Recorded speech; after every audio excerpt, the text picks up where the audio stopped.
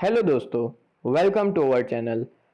आज मैं आपको ये बताने वाला हूँ कि आफ्टर 12th कॉमर्स आपके सामने क्या-क्या अपॉर्चुनिटीज है, आप कौन से कोर्सेज कर सकते हैं। तो इसलिए आज का हमने ये webinar detail explanation about each and every courses, हर एक कोर्सेज के बारे में हम लोग डिटेल एक्सप्लेनेशन देंगे। सबसे पहले हम लोग बात करते हैं, ज्यादातर लोगों के मन में ये क्वेश्चन होता है, ज्यादातर लोग के पास ये बड़ा क्वेश्चन है कि 12th के बाद क्या सही में कोई अपॉर्चुनिटी है? अगर है तो कौन सी है? लोग उसके बारे में अवेयर ही नहीं है।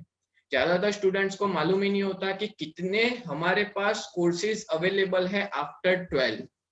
सो हम लोग आज इसी के बारे में डिटेल डिस्कशन करेंगे।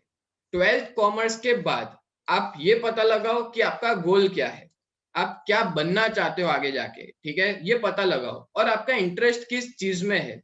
और अगर आप 11th में अभी अभी 10th पास किया है तो आप भी पता लगा सकते हो। 2 साल आपके पास इसीलिए क्योंकि देखो हमारे पास अलग अलग सब्जेक्ट्स है, जैसे अकाउंट्स है, स्टेटिस्टिक्स है, बीए है, इकोनॉमिक्स है। आप किस फील्ड में, कौन से सब्जेक्ट में आगे बढ़ना चाहते हो, इस हिसाब से आप अपना कोर्स जो है वो आगे सिलेक्ट करना।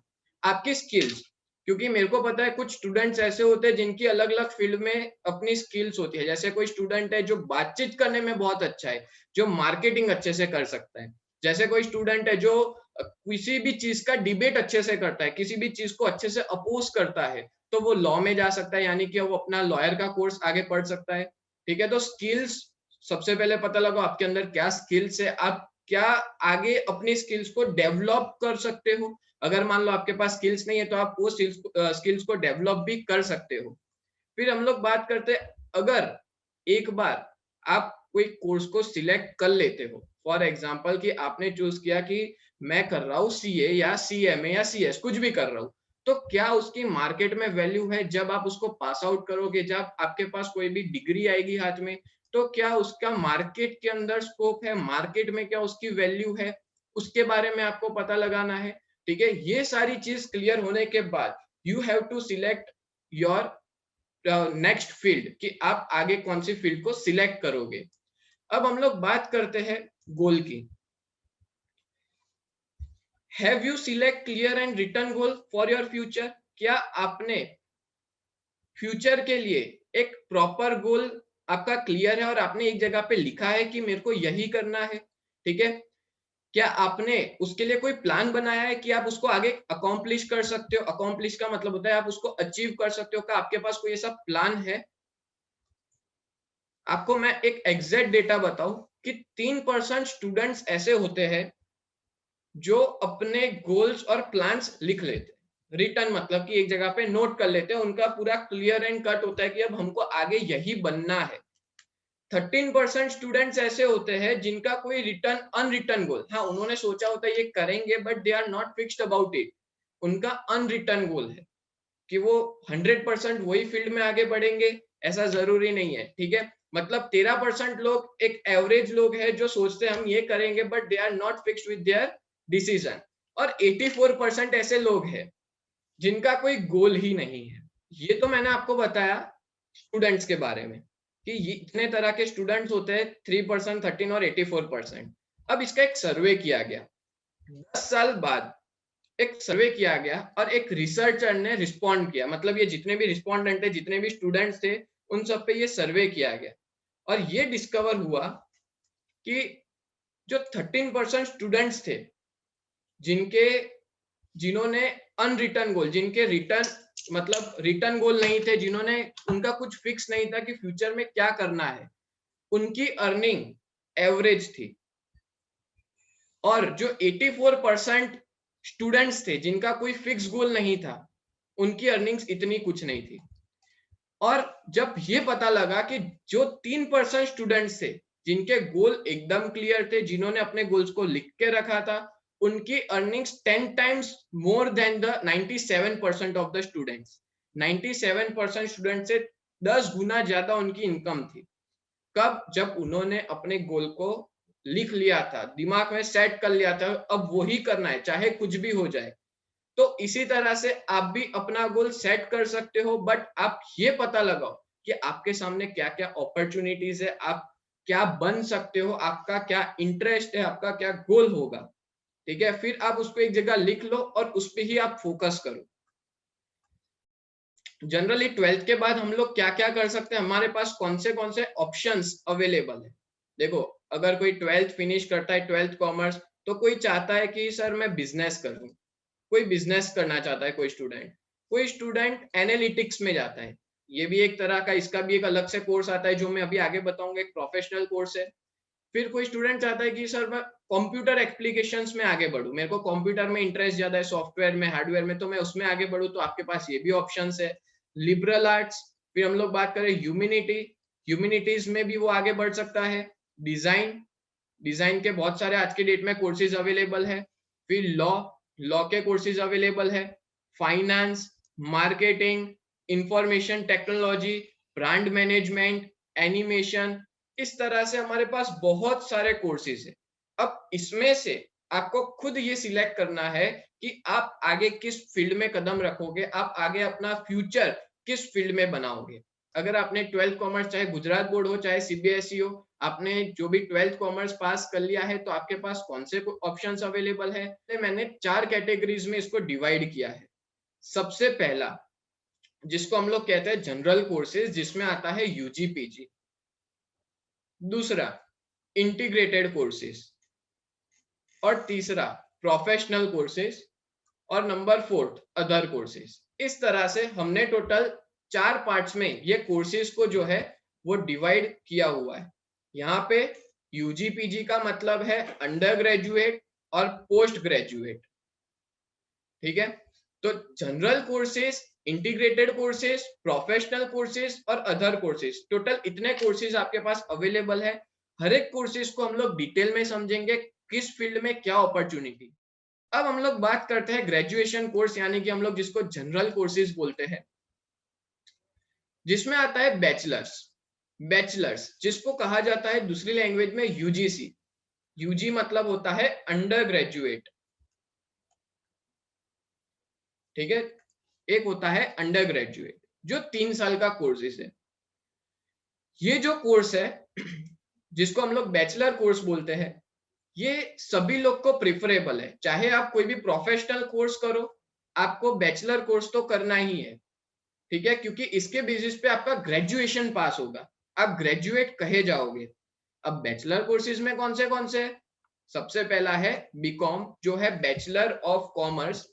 और ये जो पूरी फील्ड है, ये फील्ड जनरली फाइनेंस की मानी जाती है, बट आपके पास इसमें ऑप्शंस होते हैं कि आप अपने कौन से सब्जेक्ट, देखो इसमें कंप्यूटर टेक्नोलॉजी आता है, इसके अंदर ऑडिटिंग आता है, अकाउंटिंग आता है, आपके पास बहुत सारे ऑप्शंस अवेलेबल होते हैं कि आप बीकॉम किसमें से पास करो। अब बीकॉम भी 2 तरह का होता है, एक आप पर्टिकुलर सब्जेक्ट यानी जनरल, हम लोग कहते हैं जनरल बीकॉम, और दूसरा होता है बीकॉम फ्रॉम ऑनर्स, ठीक है। ऑनर्स होता है, 2 तरह से आप बीकॉम को कर सकते हो।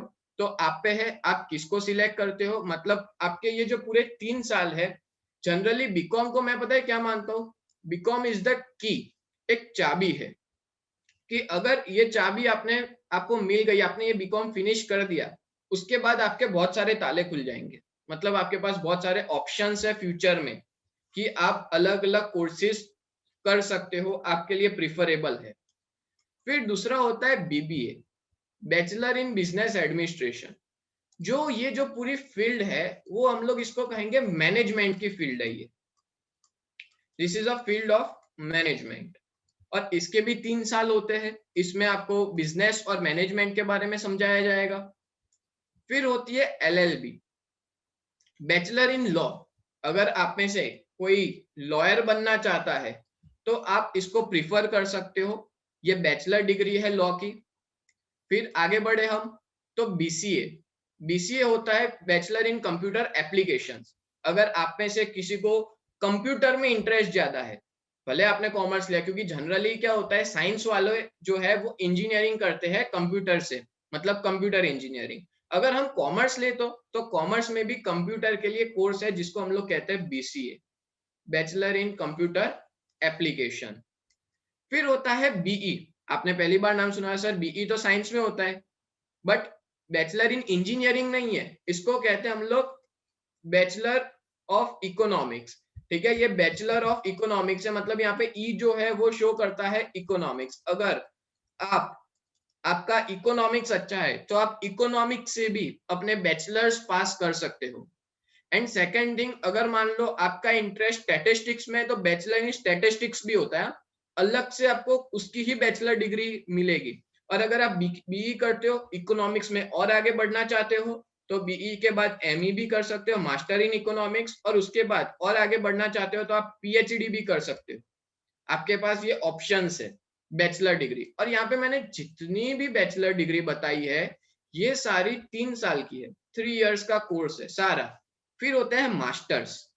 मास्टर्स में आता है पीजी, यानी पीजी को हम लोग कहेंगे पोस्ट ग्रेजुएट। और ये जो पीजी होता है ना वो 2 साल का होता है। बट फिलहाल अगर आप 12th पास कर रहे हो तो आपका फोकस इन सब में से ही होना चाहिए। इनके अलावा और भी है, वो भी हम आगे देखेंगे, जिसको हम लोग बीए बोलते हैं, मतलब बैचलर इन आर्ट्स। उसमें भी बहुत सारी डिग्री से आप कर सकते हो, कोर्सेज है जो आप कर सकते हो। 12th के बाद आपको ये सिलेक्ट करना होता है। और एक बार आप बैचलर मतलब आपने ग्रेजुएशन पास कर लिया है उसके बाद you have to select it masters. आप आगे फर्दर अपनी स्टडीज मास्टर्स में कर सकते हो। तो सेम चीज अगर आप बीकॉम किया है तो आप एमकॉम और एमबीए दोनों कर सकते हो। देखो मैं आपको एक सिंपल चीज बताता हूँ, अगर आप बीकॉम करते हो तो आपके पास ऑप्शंस है एमकॉम और एमबीए, आप दोनों चीज कर सकते हो। बट अगर आप बीबीए कर रहे हो ना तो जनरली बीबीए वाले स्टूडेंट्स जो है वो एमबीए मतलब एमबीए ही करते हैं, वो एमकॉम नहीं करते, because both the field are different. अगर एक टाइम पे कोई बीकॉम वाला स्टूडेंट है वो एमकॉम भी कर सकता है, उसके पास ऑप्शन होता है वो एमबीए भी कर सकता है, जिसको हम लोग बीकॉम एमबीए कहेंगे, BCom plus MBA. But BBA वाला एमकॉम नहीं करेगा, क्यों? क्योंकि MCom is the finance field, ये पूरी फाइनेंस की फील्ड है, और एमबीए जो है वो मैनेजमेंट की फील्ड है। दैट्स व्हाई बीबीए वाला एमबीए ही करता है, और बीकॉम वाले के पास दोनों ऑप्शन होता है, वो एमकॉम भी कर सकता है और एमबीए भी कर सकता है। तो इसलिए मैंने आपको पता है पहले ही कहा कि एक ताले की चाबी है, अगर ये खुल गई तो आपके पास बहुत सारे ऑप्शंस अवेलेबल होते हैं। फिर अगर बात करें एमबीए, तो पता है आपको एमबीए सिर्फ और सिर्फ हम लोग करते हैं business administration, masters in business administration, but उसके लिए 3 अलग अलग हमारे पास फील्ड्स होती है। आप 3 फील्ड में एमबीए कर सकते हो। एक होता है फाइनेंस से, आप एमबीए फाइनेंस से कर सकते हो। फिर होता है मार्केटिंग, मार्केटिंग से आप एमबीए कर सकते हो। और होता है एचआर, मतलब ह्यूमन रिसोर्स, एचआर से भी आप, आज की डेट में इन सबकी डिमांड बहुत है। एमबीए अगर आप करते हो कॉमर्स के अंदर तो उसकी मार्केट में डिमांड बहुत है, ठीक है। मार्केटिंग वालों की तो बहुत ज्यादा है डिमांड मार्केट में आज की डेट में। तो ये सारे आपके पास ऑप्शंस है कि आप एमबीए के अंदर अलग अलग फील्ड में जा सकते हो अकॉर्डिंग टू योर इंटरेस्ट। आपका जिस चीज में इंटरेस्ट हो आप उसको सिलेक्ट करो और उस फील्ड में आगे बढ़ो। अच्छा, इसके बाद नेक्स्ट होता है पीजीडीएम।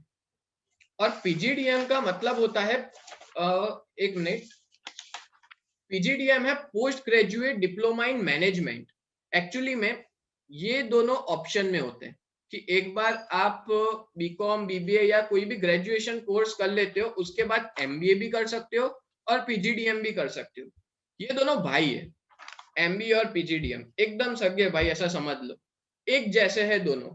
दोनों देखो, दोनों का ड्यूरेशन भी 2 साल का है। अच्छा, पीजीडीएम जो है, अगर आपको पीजीडीएम करना है तो आप डायरेक्ट भी कर सकते हो या आपको कोई एंट्रेंस एग्जाम देनी होती है, जिसको हम लोग कैट, सीमेट, जीमेट ऐसी सब एग्जाम आती है एंट्रेंस एग्जाम, वो देने के बाद आप पीजीडीएम कर सकते हो। और इसमें आपको जैसे हमने देखो एमबीए के अंदर फाइनेंस, मार्केटिंग, एचआर ऐसे अलग फील्ड सिलेक्ट किया, वैसे पीजीडीएम के अंदर आपको अलग कोर्स सिलेक्ट करना होता है। जैसे आप पीजीडीएम फाइनेंस से कर सकते हो, मार्केटिंग से कर सकते हो, accounting, supply management, human resource, ऐसे बहुत सारे इसमें हमारे पास सब्जेक्ट्स होते हैं। और पीजीडीएम की पता है कोई भी कंपनी में क्या जॉब पोजीशन होती है? वो बिजनेस कंसल्टेंट बन सकता है, फाइनेंस मैनेजर बन सकता है, ह्यूमन रिसोर्स मैनेजर बन सकता है, पब्लिक रिलेशन ऑफिसर जिसको हम लोग पीआर ऑफिसर बोलते हैं। तो आपके पास एक पीजीडीएम भी कोर्स है जो कुछ टाइम पहले ही चालू हुआ है, और उसकी मार्केट में आज की डेट में डिमांड भी है, कोर्स मार्केट में उसकी अच्छी खासी वैल्यू भी है इस कोर्स की। फिर हम लोग बात करें एलएलएम। अगर आपने एक बार लॉ सिलेक्ट किया है, मतलब आप बैचलर इन लॉ करते हो, उसके बाद आपके पास उसमें मास्टर्स करना है तो आप एलएलएम कर सकते हो। मास्टर इन लॉ, और नेक्स्ट एमसीए। बीसीए किया तो भाई आप एमसीए भी कर सकते हो, मास्टर इन कंप्यूटर एप्लीकेशंस अगर आपको कंप्यूटर में इंटरेस्ट है तो। और एक और है बीएड। यस, ये सारे कोर्स पता है कब किए जाते हैं? जब आप ग्रेजुएशन पास कर लो ना, उसके बाद आपके पास ऑप्शंस होते हैं। और ये जो बीएड है, बैचलर इन एजुकेशन, मतलब कि आप इसको अपने बैचलर डिग्री के बाद ही कर सकते हो, यानी आफ्टर ग्रेजुएशन।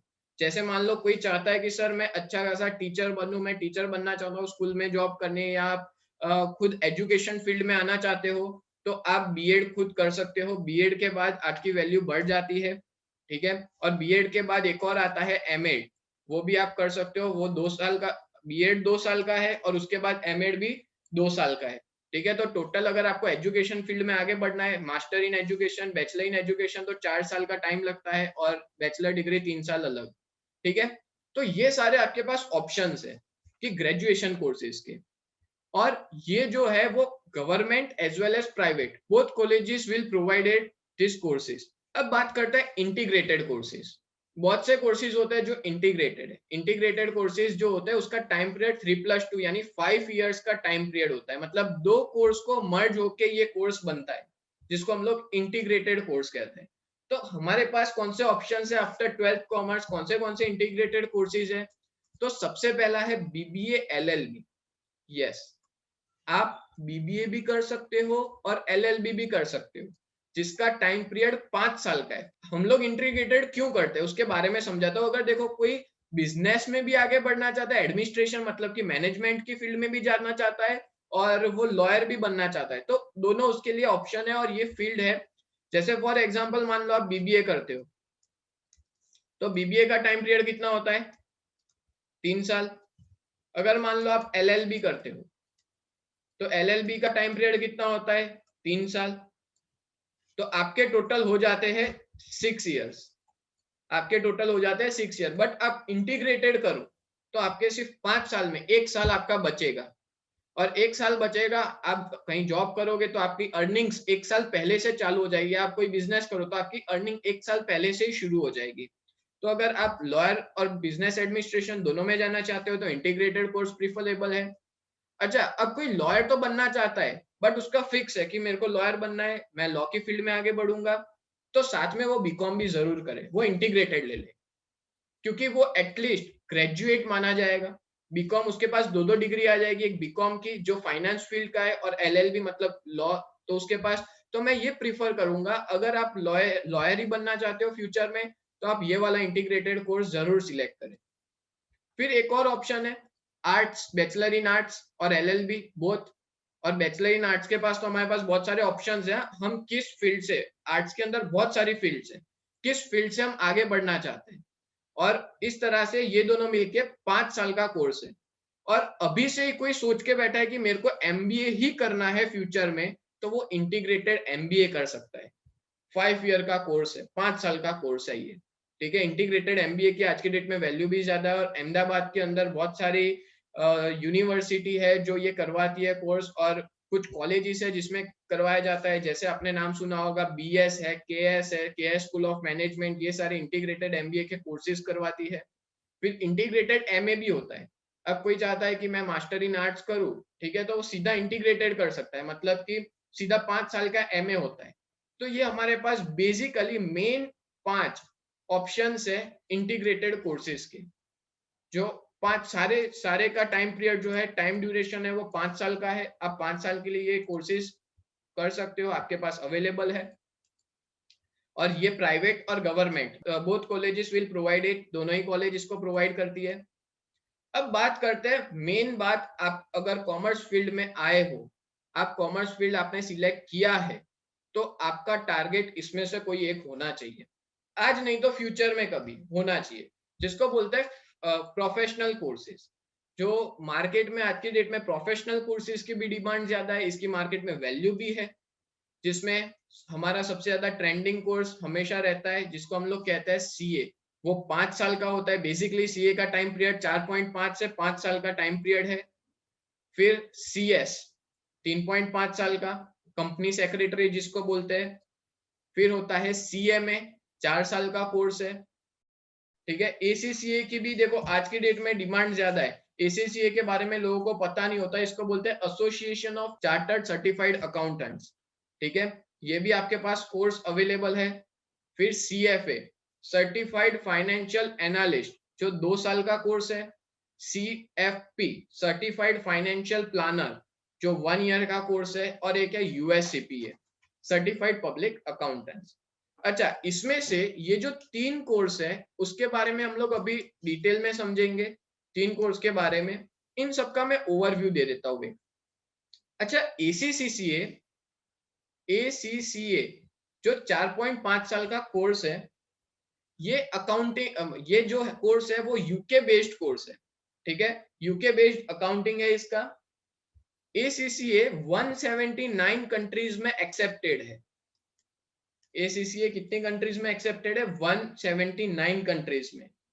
और इसमें आपको हर 3 महीने बाद इसकी एग्जाम आती है। अब अगर आप एडमिशन लेते हो तो हर 3 महीने बाद एग्जाम आती है।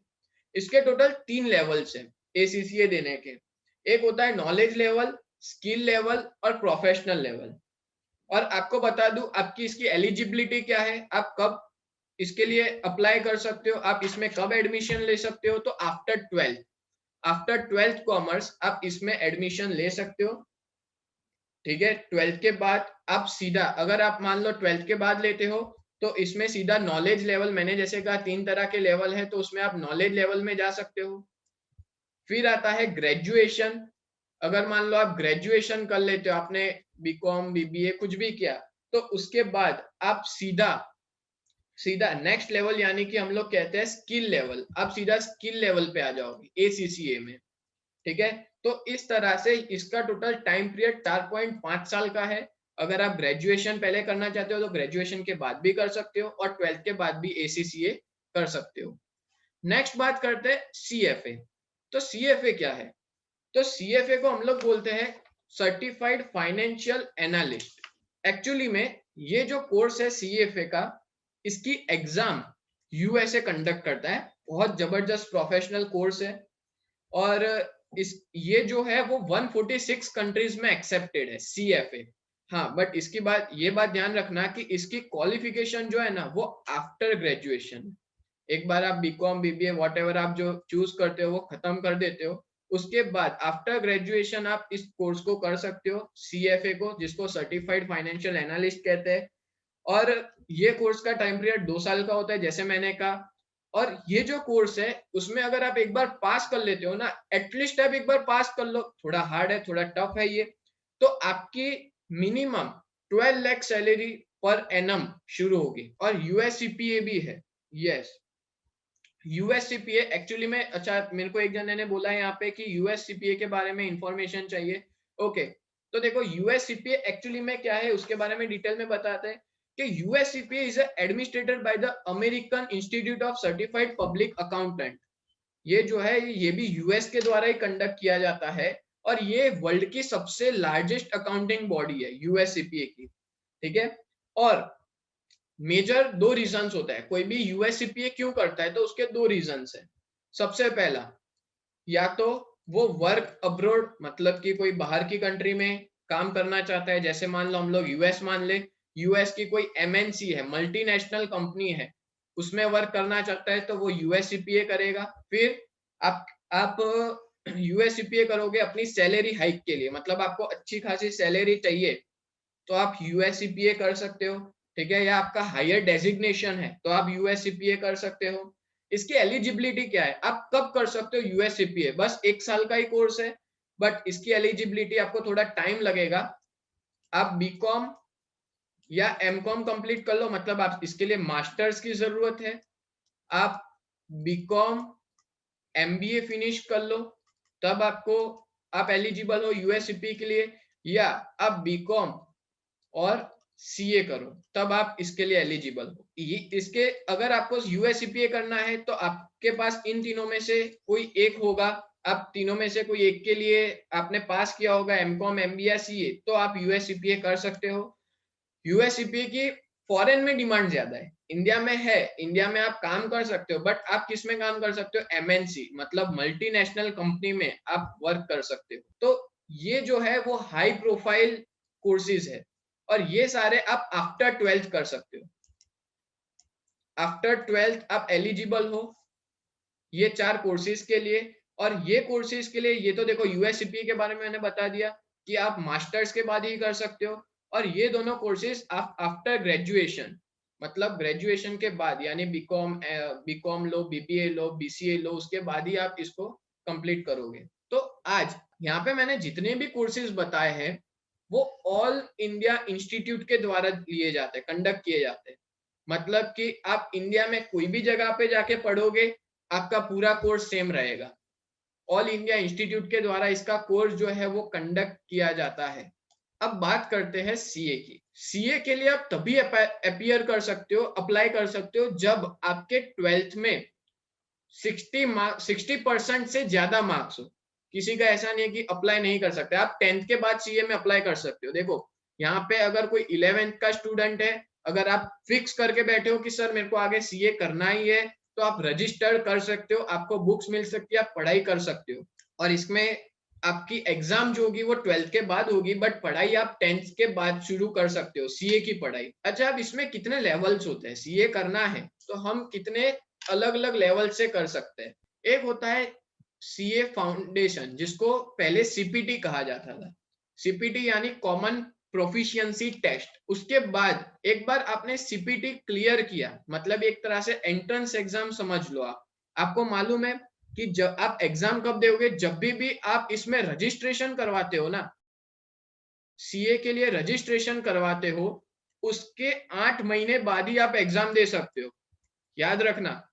तो जल्द से जल्द अगर आप में से 12th वाले जो भी स्टूडेंट्स हैं, जो लोग सीए करना चाहते हो, तो वो लोग अपना रजिस्ट्रेशन करवा लेना। और इसकी एग्जाम पूरे साल में 2 बार ली जाती है। एक ली जाती है मई में और एक ली जाती है नवंबर में। 8 मंथ का ये जो पूरा है वो टाइम पीरियड होता है आफ्टर रजिस्ट्रेशन। या आपका 8 महीने मई में हो या आपका 8 महीने नवंबर में हो, आप एलिजिबल होगे आप एग्जाम देने के लिए फाउंडेशन की। ठीक है, तो ये याद रखना, अगर आपने ठान लिया है सीए लेना है तो आप इसका रजिस्ट्रेशन जरूर करवाना। नेक्स्ट स्टेप होता है, अगर आपने एक बार फाउंडेशन क्लियर कर लिया आफ्टर 12th, तो आप इंटरमीडिएट कर सकते हो। इंटरमीडिएट को पहले आईपीसीसी कहा जाता था, अब उसका नाम चेंज होके इंटरमीडिएट हो गया है। और आईपीसीसी का फुल फॉर्म है इंटीग्रेटेड प्रोफेशनल कॉम्पिटेंसी कोर्स। और इसमें टोटल 2 ग्रुप होते हैं। ग्रुप 1 जिसमें 4 सब्जेक्ट्स होते हैं, और दूसरा होता है ग्रुप 2 जिसके अंदर भी 4 सब्जेक्ट होते हैं। आपको दोनों ग्रुप क्लियर करने होते हैं। उसके बाद अगर आपने दोनों में से मान लो एक ग्रुप भी क्लियर कर लिया, तो आप एलिजिबल हो आर्टिकलशिप के लिए। अच्छा, ये आर्टिकलशिप क्या है?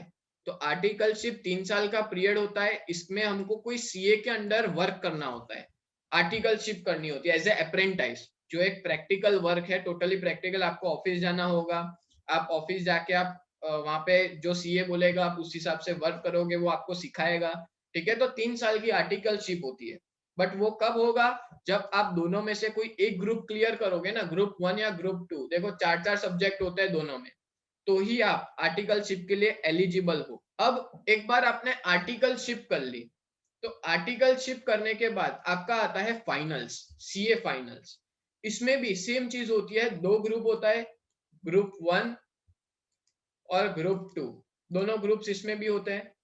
और इसमें भी आपको दोनों ग्रुप क्लियर करोगे, उसके बाद आप सीए फाइनल, मतलब सीए कहलाओगे, आपके नाम के आगे सीए लगेगा जब आप फाइनल के दोनों ग्रुप क्लियर करोगे तब। तो इस तरह से टोटल 3 स्टेजेस है। एक होता है फाउंडेशन, इंटरमीडिएट और फाइनल, सीए फाइनल जिसको हम कहते हैं।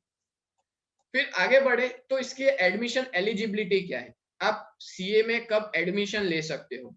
आप एग्जाम कब, एडमिशन तो 10th के बाद ले सकते हो, बट आप एग्जाम कब दे सकते हो? तो 12th के बाद आपको फाउंडेशन को क्वालिफाई करना है। जैसे मैंने अभी आपको बताया, एक बार आपका फाउंडेशन क्वालिफाई हो गया, उसके बाद आप सीए फाइनल की आगे की प्रिपरेशन में बढ़ सकते हो। और आपको मालूम है आपके पास दूसरा ऑप्शन भी है। दूसरा ऑप्शन क्या है? आप ग्रेजुएशन के बाद भी सीए कर सकते हो, जिसको डायरेक्ट एंट्री बोलते हैं। कब कर सकते हो आप? After graduation. और सीधा सेकंड स्टेज में आप आ सकते हो इंटरमीडिएट। क्योंकि पता है आप जब सीए करते हो ना तो आपके पास ऑप्शन है, आप कोई कंपनी में जॉब भी कर सकते हो या आप कोई अपनी खुद की फर्म भी ओपन कर सकते हो, अपना खुद का बिजनेस भी चला सकते हो। क्योंकि देखो आज की डेट में सीए की जरूरत बहुत ज्यादा है। एडमिशन एलिजिबिलिटी आफ्टर 12, आपको फाउंडेशन क्लियर करना होगा और ग्रेजुएशन के बाद सीधा इंटरमीडिएट में जा सकते हो। एक्चुअली में ये जो रूल है ना वो 2013 नहीं सॉरी 2012 से आया है। 2012 से ये रूल आया है कि ग्रेजुएशन के बाद भी आप सीए के लिए अप्लाई कर सकते हो, सीए की एग्जाम दे सकते हो। ठीक है, फिर हम लोग बात करें इसका टाइम पीरियड, तो अगर आप 12th के बाद करते हो सीए तो 4.5 से 5 साल का टाइम पीरियड है। और इसके अगर आप ग्रेजुएशन करते हो ग्रेजुएशन के बाद तो आपका 3 साल का टाइम पीरियड लगता है सीए को क्लियर करने के लिए। फिर आगे बात करें सीए का काम क्या है, वर्क क्या होता है सीए का। तो देखो सीए का काम होता है फाइनेंशियल रिपोर्टिंग करना, फिर उसका काम होता है टैक्सेशन, जो भी टैक्स रिलेटेड जितने भी मैटर्स है वो सारा सीए हैंडल करता है, सीए देखता है। फिर ऑडिटिंग करना, बुक्स चेक करना, ऑडिट करना हर एक बुक्स का, फॉरेंसिक अकाउंटिंग, फिर corporate finance, business recovery and insolvency, business को सेटअप करना, एस्टेब्लिश करना, और बिजनेस जब इंसॉल्वेंट हो जाता है तो उसको, मतलब ये सारी चीजें सीए का काम है। ये सारे अलग अलग वर्क है। और मैंने जैसा कहा आज की डेट में देखो जीएसटी आ गया है, तो जीएसटी की वजह से 4 गुना डिमांड बढ़ गई है पूरे इंडिया में सीए की। ये सबसे ज्यादा इंडिया का ट्रेंडिंग कोर्स है। जितने भी लोग सीए करो वो सारे ध्यान रखना कि आपको साथ में कोई ना कोई कोर्स करना है, या बीकॉम करो या बीबीए करो। आपके पास एक बोलते हैं ना सपोर्ट में एक डिग्री होनी चाहिए। क्योंकि देखो आप फिर अगर पास नहीं हुए तो आप क्या कहलाओगे पता है, 12th पास, सिर्फ आपने 12th पास किया है। इसलिए साथ में लोग क्या करते हैं, सीए के साथ में बीकॉम भी करते हैं या बीबीए, आपकी इच्छा, आपको जो करना हो वो। ठीक है, और बीकॉम ज्यादा प्रिफरेबल है क्योंकि बीकॉम में कुछ ऐसी कॉलेज ले सकते हो जिसमें रेगुलर आपको ना जाना पड़े, वहां पे ज्यादा असाइनमेंट्स ना हो, खाली आपको इंटरनल एग्जाम देने की और यूनिवर्सिटी की एग्जाम देने की। ये जस्ट फॉर हम लोग कहेंगे सपोर्ट के लिए कि अगर सीए ना बन पाए तो हमारे पास ये सिक्योरिटी में है। सर सीए के लिए कौन से सब्जेक्ट में ज्यादा ध्यान देना चाहिए, सीधी सी बात, अकाउंट्स। अकाउंट्स मजबूत होना चाहिए। आप आईसीएआई से रजिस्टर कर सकते हो, इसका फुल फॉर्म है India institute of chartered accountant of India. वहां पे जाके आप इसका रजिस्ट्रेशन कर सकते हो। ठीक है, सीए का, और ये इसकी प्रोफेशनल एसोसिएशन है। ये ICI is the professional association for CA. अब देखो मैं आपको पहले ही बोलता हूँ, अगर आप सीए करते हो ना then BCom is very easy for you. आप इजीली बीकॉम को पास कर सकते हो। ठीक है, आपको कोई भी, क्योंकि देखो सीए हाई लेवल डिग्री है, प्रोफेशनल डिग्री है, तो उसके अंदर इतना आप पढ़ चुके होंगे कि बीकॉम के लिए बीकॉम की एग्जाम आप पढ़े बिगड़ दे सकते हो। मैं ये बोलता हूँ अगर आप सीरियसली सीए कर रहे हो तो आप बीकॉम ऐसे ही बीकॉम की एग्जाम दे सकते हो। इसलिए ऐसा नहीं होगा, सिर्फ आपको एग्जाम थोड़ा स्ट्रगल करना पड़ेगा आपको। क्योंकि देखो अब सीए भी करना है और बीकॉम भी करना है, दोनों साथ में करना, सिर्फ सीए मत करना। आप में से कोई सीएस करना चाहता है तो फाउंडेशन दोनों के लिए सेम है। फाउंडेशन दोनों को ही देनी पड़ती है, सीए को भी देनी पड़ती है फाउंडेशन की एग्जाम, और सीएस को भी देनी पड़ती है। अब देखो अपने आगे बात करते हैं सीएस की, जिसको हम लोग कहते हैं कंपनी सेक्रेटरी। इसमें भी सेम चीज, आप 12th में 60% मार्क्स से ज्यादा आपके आते हैं तो आप इस एग्जाम के लिए अपियर कर सकते हो।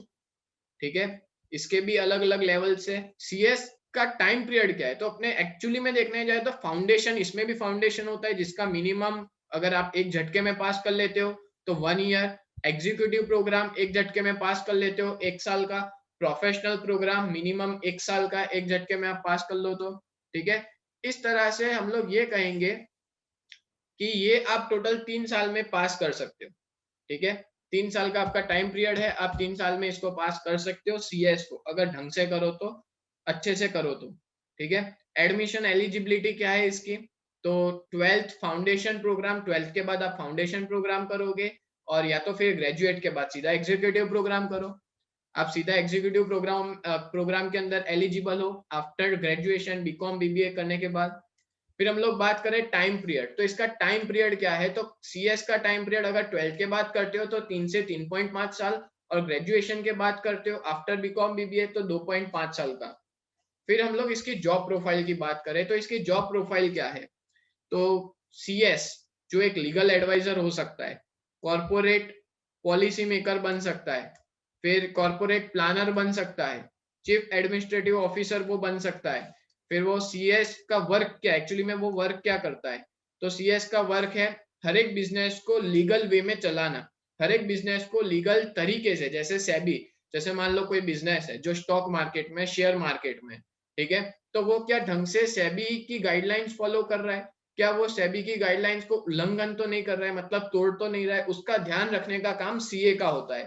ठीक है, कंपनी को बनाने के टाइम पे सीएस की जरूरत पड़ती है, सीएस की भी अच्छी डिमांड है। आप, हाँ एक चीज है, अगर आप सीए करते हो ना, तो आपके पास ऑप्शन है, आप अपनी खुद की फर्म खोल सकते हो, बिजनेस कर सकते हो, बट सीएस को जॉब करनी होती है, सीएस अपनी फर्म नहीं खोल सकता, ज्यादातर सीएस जो है वो जॉब करते हैं।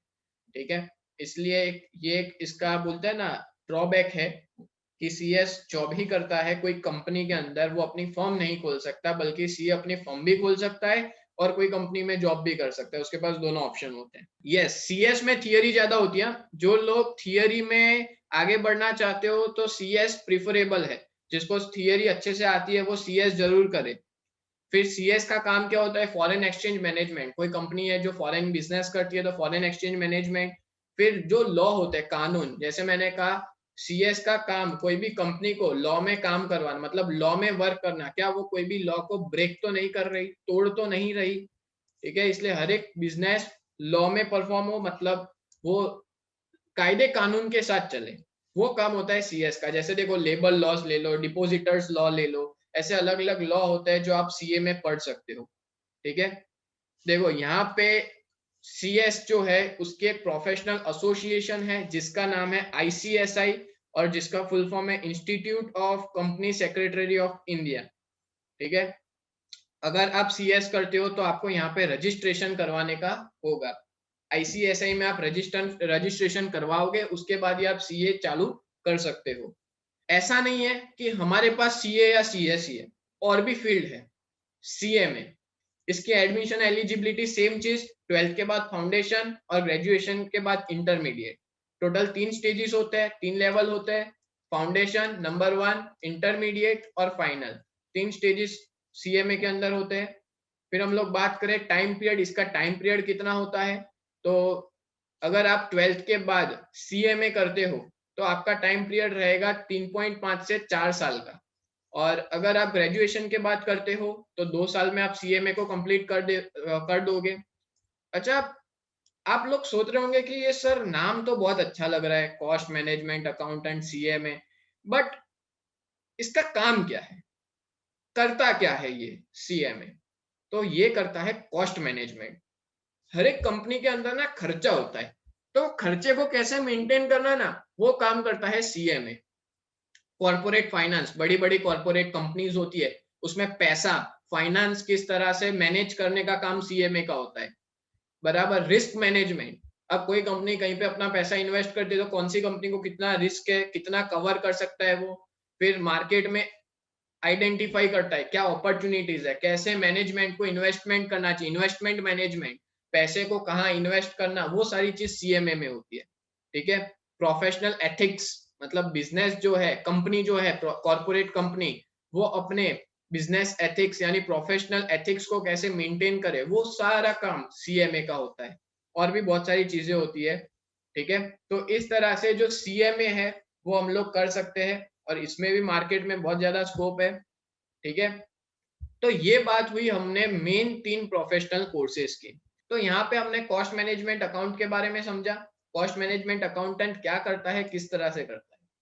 अब हम लोग बात करते हैं अदर कोर्सेज, और भी आपके पास ऑप्शंस है कोर्सेज, सिर्फ ऐसा नहीं है ट्रेंडिंग कोर्स, और भी ऑप्शंस है। जैसे आप जर्नलिज्म, कोई है जो जर्नलिस्ट बनना चाहता है तो वो जर्नलिज्म का कोर्स कर सकता है, जिसको हम लोग बीजे और एमजे यानी बैचलर इन जर्नलिज्म, और एमजे यानी मास्टर इन जर्नलिज्म। फिर होता है मास कम्युनिकेशन, जिसमें बीएमसी और एमएमसी। ठीक है, वो मास कम्युनिकेशन यानी वो कम्युनिकेशन फील्ड में आगे बढ़ना चाहता है। कोई एनिमेशन करना चाहता है तो उसके लिए भी कोर्स है जिसका है बीए इन एनिमेशन, वो एनिमेशन बीए मतलब बैचलर इन आर्ट से वो एनिमेशन कर सकता है। ग्राफिक डिजाइनिंग, उसमें भी आप आगे बढ़ सकते हो, बीए इन graphic designing, fashion designing, yes, fashion designing का भी 2 कोर्स है और भी ज्यादा है, बीए इन फैशन डिजाइनिंग और बैचलर इन फैशन डिजाइनिंग, ठीक है। अगर आपको फैशन डिजाइनिंग में शौक है तो आफ्टर 12th आप अप्लाई कर सकते हो फैशन डिजाइनिंग में, ठीक है, जिसको बैचलर इन फैशन डिजाइनिंग कहते हैं। फिर होटल मैनेजमेंट, यस, कुछ लोग होते हैं जिनको होटल मैनेजमेंट मतलब उनको अच्छा लगता है, होटल मतलब हम लोग इसको बोलते हैं हॉस्पिटैलिटी, और ये सारी सर्विसेज अच्छी लगती है, तो आप आपके पास ये सारे ऑप्शंस है, बीएचएम, एमएचएम, ये सारे कोर्सेज है जो आप कर सकते हो। बीएचएमसीटी, एमएचएमसीटी, बीए, बीबीए, एमबीए, ये सारे होटल मैनेजमेंट के कोर्सेज है, आप होटल मैनेजमेंट इन सब में से कर सकते हो। अच्छा, आप फॉरेन लैंग्वेज में भी आगे बढ़ सकते हो, और डिजिटल मार्केटिंग, कॉमर्स के अंदर आप डिजिटल मार्केटिंग भी कर सकते हो, और आज की डेट में सबसे ज्यादा डिमांड डिजिटल मार्केटिंग की भी है। जो डिजिटल मार्केटर होता है ना, वो आज अच्छा खासा अर्न कर सकता है, ठीक है। ये सारे उसके पास, हमारे पास अदर कोर्सेज है कॉमर्स के अंदर। अच्छा, बात करते हैं कुछ लोग जो है जो चाहते हैं सर हमको तो गवर्नमेंट सेक्टर में ही जॉब चाहिए, हमको तो गवर्नमेंट सेक्टर में ही जॉब करनी है। तो आपके लिए भी ऑप्शन है, ऐसा नहीं है, आपको हम दुखी नहीं करेंगे, आपके लिए भी ऑप्शन है, गवर्नमेंट सेक्टर में जाना है। बट एक कंडीशन ये है, सबसे पहली कंडीशन ये है, आप ग्रेजुएशन के बाद ही गवर्नमेंट सेक्टर में जा सकते हो। आफ्टर ग्रेजुएशन, ग्रेजुएशन के बाद ही आप गवर्नमेंट जॉब ले सकते हो, जिसमें दुनिया की सेकंड हार्डेस्ट एग्जाम जो अंग्रेजों ने हमको दी थी, और वो है यूपीएससी।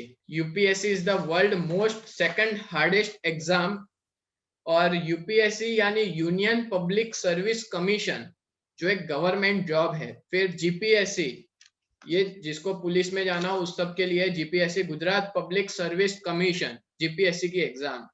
रेलवे एनटीपीसी, रेलवे अपनी खुद की एग्जाम लाता है जिसको रेलवे एनटीपीसी कहते हैं, जिसमें train clerk, senior clerk, station master, ये सब आप बन सकते हो। फिर एसएससी, एसएससी की एग्जाम आती है, उसमें भी मेरे पास बहुत बड़ा लिस्ट है, अगर मैं आपको एक एक बताने गया तो मैं 3-4 घंटे में बोलता ही रहूंगा, इसलिए मैंने यहाँ पे शॉर्ट में बताया है। एसएससी की एग्जाम आप दे सकते हो, उसमें आप इनकम टैक्स ऑफिसर बन सकते हो, आप ऑडिटर बन सकते हो।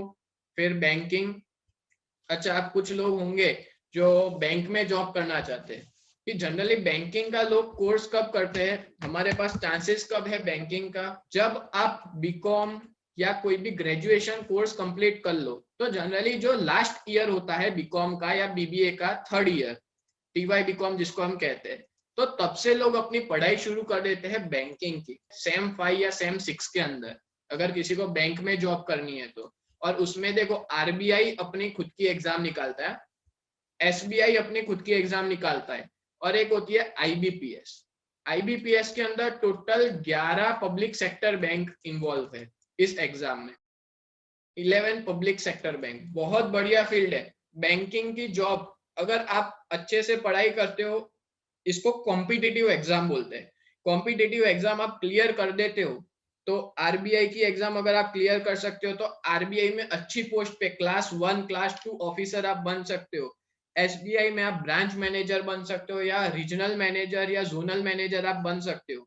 और आईबीपीएस की एग्जाम क्लियर करके आपके पास 11 पब्लिक सेक्टर बैंक का ऑप्शन होता है। अब बैंक आपको सिलेक्ट करेगी आपके मार्क्स के हिसाब से, कट ऑफ निकलता है एग्जाम का, तो ये बैंकिंग के हमारे पास ऑप्शन है। और कुछ लोग होंगे, अगर देखो प्राइवेट बैंक में जाना है ना, तो ऐसी सब एग्जाम देने की जरूरत नहीं है।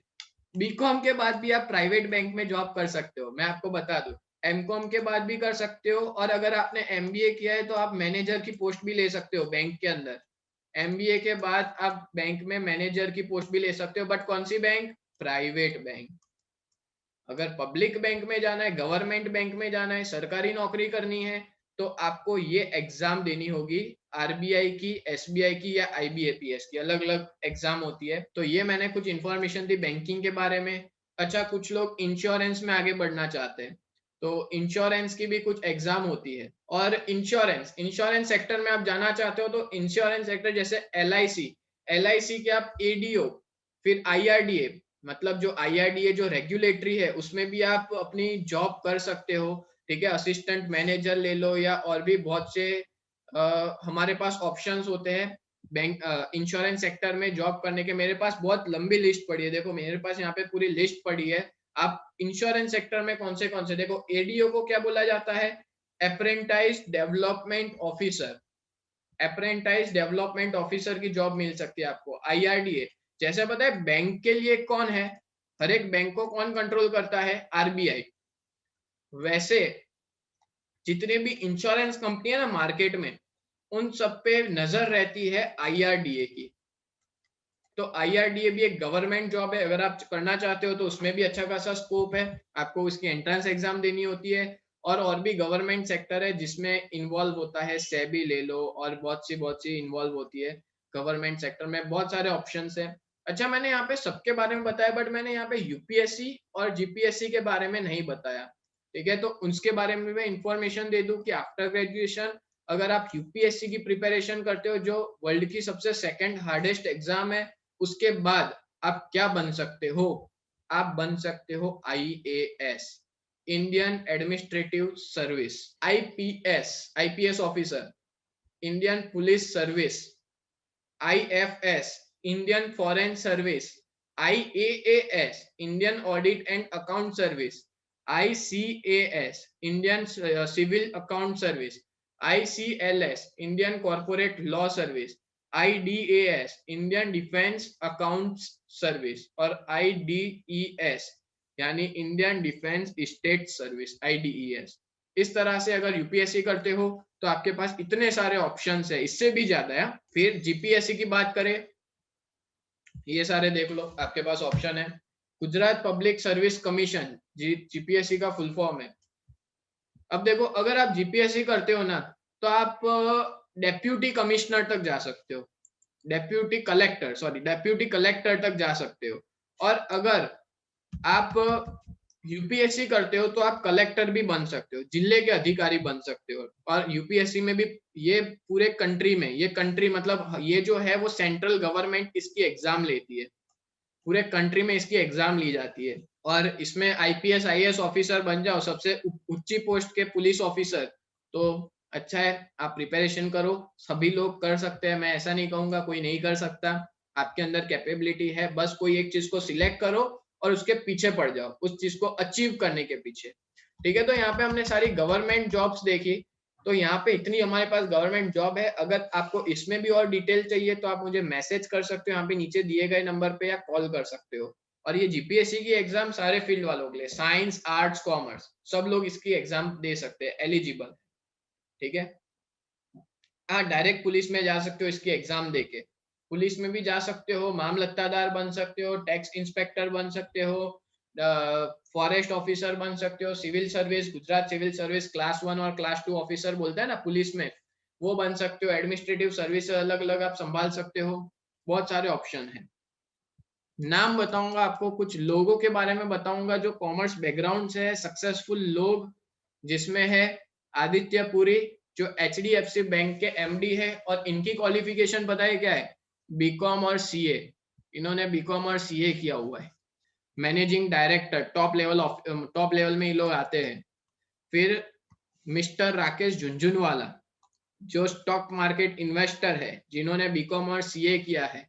तो ऐसा नहीं है कि आप बीकॉम करने के बाद आपके पास कोई स्कोप नहीं है, आप बहुत कुछ कर सकते हो। इनको है ना इंडिया का वॉरेन बफेट कहा जाता है, और बहुत सक्सेसफुल ये इन्वेस्टर है इंडिया के। फिर ये है के एम बिरला, जो चेयरमैन है आदित्य बिरला ग्रुप के, जिन्होंने बीकॉम और सीए किया हुआ है। इनको तो सब लोग जानते होंगे। आकाश अंबानी, जो मुकेश अंबानी के सन है, खुद एक बिजनेसमैन है, जिनकी qualification graduation in economics, economics से उन्होंने ग्रेजुएशन किया है। दैट मीन्स इन्होंने बीई किया है। जैसे मैंने अभी कहा ना, बीई, बैचलर इन इकोनॉमिक्स, इन्होंने अपना ग्रेजुएशन बीई से पास किया है। इसका भी स्कोप है, बट वो तो खुद एक बिजनेसमैन है, तो उनके लिए तो क्या है, पढ़ाई तो जस्ट एक फॉर्मेलिटी है। फिर दूसरे बात करें अपने, तो इनको सब जानते हैं, हमारे फॉर्मर कंट्री के former finance minister Arun Jaitley, जो खुद एक एडवोकेट है और एक पॉलिटिशियन है, और जिनकी क्वालिफिकेशन बीकॉम एलएलबी, जो बीकॉम एलएलबी पढ़ चुके थे और बहुत ही सक्सेसफुल पॉलिटिशियंस थे, हमारे इंडिया के। फिर ये है मिस्टर दीपक पारेख जो चेयरमैन है एचडीएफसी बैंक के, और जिनकी क्वालिफिकेशन बीकॉम सीए है। इसको तो सब लोग जानते होंगे। शाम को 9 बजे इंडिया टीवी पे आते हैं मिस्टर रजत शर्मा, बराबर, जो खुद एक जर्नलिस्ट है और इंडिया टीवी के ओनर है। पता है इनकी क्वालिफिकेशन क्या है? सिर्फ एमकॉम पढ़ा है उन्होंने, फिर भी देखो उनकी स्किल्स के बेसिस पे वो कितने आगे बढ़ गए। सिर्फ एमकॉम क्या है, मास्टर इन कॉमर्स, फिर भी वो अपने बिजनेस स्किल्स की वजह से कितने आगे बढ़ गए। फिर एनडीटीवी के प्रणय रॉय, डॉक्टर प्रणय रॉय, जो एक फाउंडर और को चेयरमैन है एनडीटीवी के, और इनकी क्वालिफिकेशन पीएचडी और सीए है। मतलब ऐसा नहीं है कि कॉमर्स फील्ड के अंदर कोई स्कोप नहीं है, आपके अंदर है। आप जो सिलेक्ट करोगे उसमें आप पूरा 100% लगा दो। आपका एक गोल फिक्स कर लो कि आप क्या करना चाहते हो आगे। ठीक है, तो आज का वेबिनार अपने यहीं फिनिश करते हैं।